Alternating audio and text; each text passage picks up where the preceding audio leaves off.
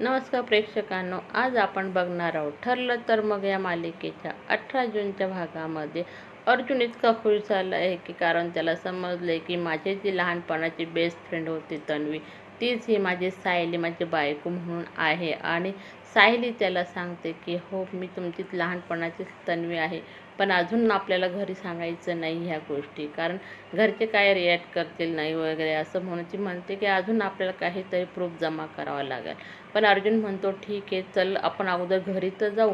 कारण तो इतका खुश असतो की तन्वी आणि लहानपणाच्या तन्वी, सायलीचे, अर्जुनचे फोटो आपल्याला दाखवलेले प्रेक्षकांनो. आणि तितक्यात अर्जुनला कुसुमताईंचा फोन येतोय आणि कुसुमताई अर्जुनला विचारतं की सायली भेटली का तुला मंदिरात. आणि अर्जुनही सांगतो आहे की हो कुसुमताई, सायली मला मंदिरातच भेटली, तुम्ही टेन्शन करू नका, ती व्यवस्थित आहे ना, आता आम्ही घरी निघतो. आणि सायली म्हणते कुसुमताई खूप काळजी करत असतील माझी आली, असं ते अर्जुनला सांगत असतं. आणि अर्जुन म्हणतो चल आपण घरी जाऊ, घरी मी फोन केलेला नाही, घरचेही वाट बघत असतील, असं म्हणून ते देवीच्या मंदिरामध्येच असतं प्रेक्षकांनो. आणि ते देवी मातेला वंदन करता आणि तर चल आता आपण घरीच जाऊ. आणि सायली देवी मातेला सांगत असते की माते, तूच आता आम्हाला मार्ग दाखव, असं म्हणून दोघंही घराकडे निघालेले दिसत आहे प्रेक्षकांना आपल्याला. आणि तो जो जासूस आपल्याला भेटलेला होता अगोदर सिरियलमध्ये दाखवलेल्या आहे मालिकेमध्ये, तो जासूस गाडीपाशी काहीतरी करताना दिसतोय, म्हणजे गाडी खराब करण्याचा प्रयत्न असेल त्याचा कदाचित. आणि तितक्यात त्याला सायली आणि अर्जुन येताना दिसत आहे. आणि तो म्हणतो की अरे हे कसं काय आले, आणि त्याचं काम पूर्ण झालं नाही म्हणून तो लगेच बाजूला होतोय. अर्जुन सायलीला गाडीमध्ये बसवताना दिसतोय प्रेक्षकांना. आणि तोही लगेच साईडने येऊन गाडीत बसतोय आणि गाडी निघताना दिसते आपल्याला. पण तितक्यात तो जासूस म्हणतो की अरे आज पण सुटले हे दोघं जण, काहीतरी करावं लागेल. पुढच्या प्लॅनिंगसाठी तयार झालेला आहे प्रेक्षकांना. आणि इकडे लगेच आपल्याला सचिनला कोणाच तरी कॉल आलेला दिसतोय. अरे कोणाचा म्हणजे काय, तन्वीचा, म्हणजे जी जेलमध्ये आहे ना प्रिया, तिचावालाच कॉल आलेला. आणि ती म्हणते काय रे, मी तुला फोन केला तर सचिन तू सांगितलं की नाही माझं, मी एवढी तुला बातमी दिली होती धमाकेदार. आणि सचिन तिच्यावर भडकतोय. सचिन म्हणतो काय लावलं तू मागापासून, मला सुभेदारांच्या घरामध्ये जरी एंट्री आहे का, मी लगेच कसं काय सांगणार. आणि ती पुन्हा म्हणते अरे असं कसं काय, तुला किती दिवस झाले सांगायला, तू काहीच का केलं नाही. आणि लगेच तो म्हणतो हो हो मग मी त्यांच्या घरी जाईल, ते माझी आरती ओवाळतील जसे काय, ते म्हणतील हा या या सर्वांच्या गळा भेट घेतील. हां तुला काही वाटतंय का, तू तिथून बसून सांगत असते. आणि हे बघ तुला मी काय सांगितलेलं आहे, मला सारखा कॉल करू नको, तू मला पोलीस स्टेशनमधनं कॉल करते हे, आणि हा माझा नंबर त्यांच्या रेकॉर्डला राहील, हे लक्षात ठेव तन्वी, असं म्हणून तुला खूप रागवत असतो तो. तन्वी म्हणते मग आता पुढचं काय करायचं, मग कसं काय सांगणार आहे. अरे तू कल्पनाला तरी सांग कमीत कमी, कारण ती तरी मला बाहेर काढेल ना, तिला समजेल ना का मी तिला नातू देणार आहे, असंच तन्वी सांगत असते सचिनला. आणि सचिन म्हणतो हे बघ मी अजून तरी काही सांगितलेलं नाही, पण मी अस्मिताला ही गोष्ट सांगाल आणि मग ती सांगाल, मला माहिती आहे अस्मिताच्या पोटात कुठली गोष्ट राहत नाही. तन्वी म्हणते ठीक आहे ठीक आहे, जे काही असेल ते लवकर कर आणि मला सांग. आणि सचिन लगेच इकडे फोन ठेवताना दिसतोय आणि ती पण लगेच इकडे फोन ठेवते प्रेक्षकांनो. आणि ती मनात खूप खुश होते, कारण तिला समजत असतं की जरा कमीत कमी अस्मिता तरी माझा निरोप कल्पनाताईपर्यंत नेईल. आणि इकडं आपल्याला लगेच सायली आणि अर्जुन घरी येताना दिसतात. प्रतिमा, त्या कल्पनाताई इतक्या खुश होतात, त्यांच्या चेहऱ्यावरनं समजतं की त्यांना सायली दिसल्यावर त्यांना किती खुश झालेल्या आहेत त्या. आणि त्या लगेच कल्पनाताई सायलीला म्हणता अगं बाळा कुठं होतीस, कशी आहेस तू, बरी आहेस ना, असं म्हणून एक ना हजार प्रश्न द्यायला सुरुवात करता. आणि सायली फक्त त्यांच्याकडं बघते प्रेक्षकांनो आणि कल्पनाताईला मिठी मारते. आणि ती बी खूप खुश झाली, कारण तिला जे तिच्या मनात होतं ते कमीत कमी त्या अर्जुनला तरी तिने सांगितलं आहे. आणि ती पुन्हा प्रतिमा आत्यांच्या जवळ जाऊन प्रतिमा आत्यांनाही मिठी मारते. प्रतिमा आत्याही तिला तेच प्रश्न करताय, कशी आहेस रे बाळा, काय झालं होतं तुला. आणि तिकडनं ती पुन्हा सुमन काकीकडे जाते. आणि सुमन काकीकडे गेल्यावरती तर बापरे, सुमन काकीने ते इतके प्रश्नांचे अशी बरसात केली आहे ना की विचारताच सोय नाही. का गं बाई कुठं गेली, तू तर झोपलेली होती ना, मग तू कसं काय बाहेर गेली, तू का नाही सांगितलं, तुला काय त्रास होत होता, एक ना हजार प्रश्न त्यांनी केले. पण फक्त सायली हसते प्रेक्षकांना. पुन्हा प्रतिमा आता तिच्याकडं बघता आणि सायली बाळा तू चांगली आहेस ना गं, तुला काही त्रास तर होत नाही ना, असं म्हणून तिला विचारतायत. आणि त्यात लगेच अर्जुन शेठ लगेच कवर ऑफ करताय आणि ते म्हणताय अगं काय नाही, तुम्हीच तर म्हणता ना प्रेग्नेन्सीमध्ये मूड वगैरे ऑफ वगैरे होत असता, त्यातला प्रकार होता तिचा आला, काय हे टेन्शनचं काम नाही, असं म्हणून तिला फक्त आरामाची गरज आहे गं, असं अर्जुन सांगतोय. आणि सर्वजण म्हणतात हे बघ अर्जुन, तिला वरती घेऊन जा बरं का. अर्जुन सायलीला वरती घेऊन जाताना दिसतोय प्रेक्षकांनो. आणि इकडे लगेच अश्विन म्हणतोय की हे बघ, मी फक्त सायली वहिनीची वाट बघत होतो मम्मा, मी निघतो बरं का, मलाही हॉस्पिटलला जायला वेळ होतोय असं म्हणून अश्विनही लगेच निघालेला आहे. आणि कल्पनाताई हो म्हणताय त्याला. आणि पुन्हा इकडं दोघेजणी बोलायला सुरुवात करताय. कल्पनाताई म्हणता अगं प्रतिमा, अगं मला खूपच काळजी वाटते गं सायलीची, अशा परिस्थितीमध्ये तिने इतकं टेन्शन घ्यायला नको गं.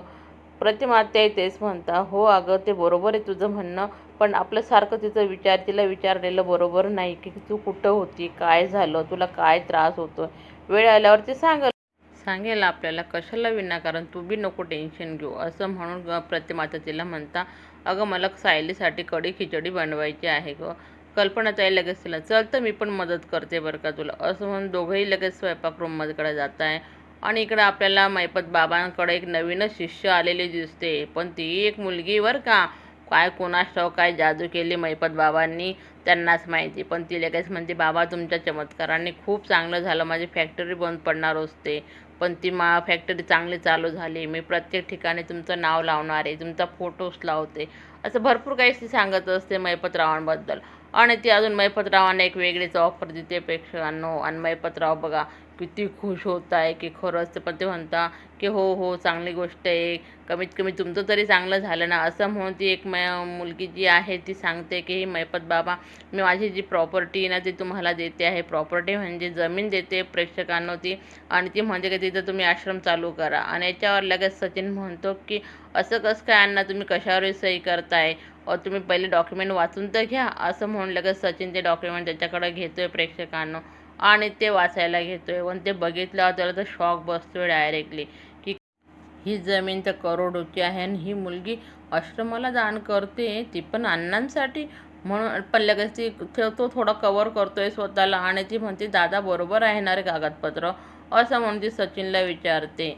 मला काहीच करायचं नाही, माझं एकच म्हणणं आहे की ही जमीन मी आश्रमासाठी देते आणि माझ्यासारखे जे भक्त असतील ते आश्रमात येतील, मनाची शांती वगैरे भेटेल असं भरपूर काही जे सांगत असते सचिनला. आणि सचिन म्हणतो हो ठीक आहे बरोबर आहे.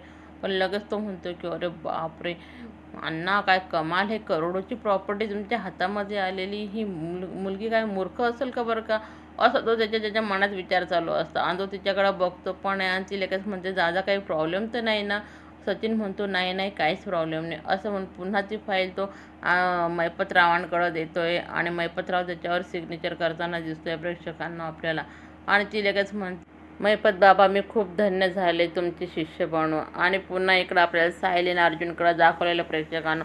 आणि सायली अर्जुनला म्हणत असते की हे बघा कितीही झालं तरी आपल्याला पूर्ण प्रूफ जमा करायचे आहे. तुम्ही लाख खुश असतील, मी खूप खुश आहे, कारण मला आठवते मी प्रतिमा आत्यांची आणि रविराज काकांची मुलगी आहे. पण मग आपण हे सिद्ध कसं काय करायचं असं ती अर्जुनला सांगत असते. आणि अर्जुन म्हणतो तू टेन्शन घेऊ नको, मी आहे ना, मला माहिती आहे ना तू आहे तन्वी लहानपणाची असं म्हणून. पण पुन्हा सायली म्हणत असते की हे बघा तुम्हाला लाख वाटत असेल पण काहीतरी प्रूफ पाहिजे ना. अर्जुन लगेच म्हणतो अगं मी स्वतः वकील असल्यानंतर मी प्रूफ मागतो आणि आज तू प्रूफ मागते, काय कमाल झाली हां असं म्हणून अर्जुन म्हणतो हे बघ एक उपाय आहे याच्यावरती. कारण एक माझा मित्र होता ना, त्याने मला सांगितलेलं, त्या डॉक्टरांनी मला DNA टेस्टविषयी सांगितलेलं होतं, ते केस वगैरे घेता वगैरे असं म्हणून तो लगेच सांगतोय की ते मला बोलले होते की एका व्यक्तीची 2 ठिकाणी समजा आपण केस वगैरे दिले ना त्याच्यावरून आपण शोधू शकतो की ही एकाच व्यक्तीचे केस आहेत की दुसरे, असं भरपूर काही तो अर्जुन सायलीला समजावत असतो. आणि सायली म्हणते ठीक आहे चालेल, आपण ही टेस्ट करून बघू बरं का, म्हणजे ही टेस्ट आल्यानंतर रिपोर्टमध्ये समजूनच जाणार आहे मी प्रतिमा आत्यांची मुलगी आहे की काय असं म्हणून. आणि इकडं प्रतिमा आत्या सुमन काकीला म्हणता अगं सरबत झालं आहे का. सुमन काकी म्हणते हो झालं आहे, न्यायचंच आहे फक्त तिथेच. प्रतिमा आत्या ठीक आहे मीच घेऊन येते, तू कढी खिचडीची तयारी कर बरं का असं म्हणून प्रतिमा आत्या सरबत घेऊन येताना दिसत आहे आपल्याला. आणि पुन्हा यांचं दोघांचं चाललेलं असतं की तू तन्वी आहेस असं तसं. पण तितक्यात ते बोलणं चालू असतानाच प्रतिमा आत्या येत आहे. आणि प्रतिमा आत्या त्यांचं बोलणं ऐकताय की कारण ती जे म्हणत असते ना, मला पण असं वाटते की मी कधी त्यांना सांगाल की मी त्यांची तन्वी आहे, त्यांची मुलगी आहे. आणि हे ऐकलं प्रतिमा आत्यासुद्धा शॉकमध्ये होतात. आणि ते आता काय झालं असं विचारताच बरोबर ते आपल्याला दिसतंय प्रेक्षकांना. पण आता समजेलच आपल्याला उद्याच्या भागामध्ये नेमकं काय घडणार आहे ते. चला तर मग थोडक्यात बघून घेऊ आपण काय चालू आहे ते. सायलीचं पुन्हा जे पायाला काही निशाणी लागलं असते लहानपणाची, ती अर्जुनला दाखवण्याचा प्रयत्न करते, पण ती निशाणी मिटलेली आहे तिथं आणि थोडासा काळाचा डाग दिसतोय प्रेक्षकांना फक्त, असं अर्जुन तिला सांगत असतो. आणि पुन्हा इकडे एक सरप्राईज म्हणून कोणीतरी एक बाई येते आणि ती त्या जासूसला घेऊन येते, बघा तुम्हाला कोणाला भेटायला आणले असं म्हणून. आणि तो जासूस आपल्याला दिसणार आहे प्रेक्षकांना, पण आता त्या जासूसची ओळख काय होणार आहे आणि कारण तो सायलीवर पाळत कशामुळे ठेवत होता हेही आपल्याला उद्याच्या भागामध्ये समजणार प्रेक्षकांनो. आणि तो सुभेदारांच्या घरी काय नावाने येणार आहे हे पण आपल्या उद्याच्या भागामध्ये समजणार आहे. चला तर भेटूया मग. धन्यवाद. Okay bye.